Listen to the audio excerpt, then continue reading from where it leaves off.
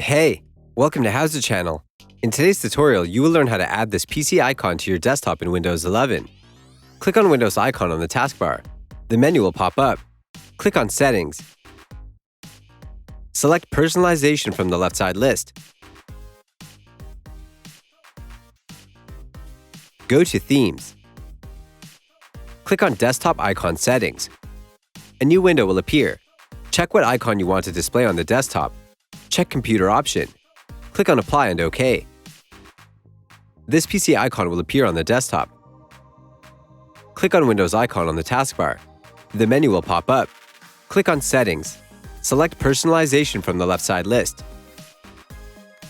Go to Themes. Click on Desktop Icon Settings. A new window will appear. Uncheck the icon you want to hide from the desktop. Uncheck Computer option. Click on Apply and OK. This PC icon will disappear from the desktop. That's it. Thanks for watching the video. Please like it and let us know if you used any of our tips and tricks. Subscribe to our channel.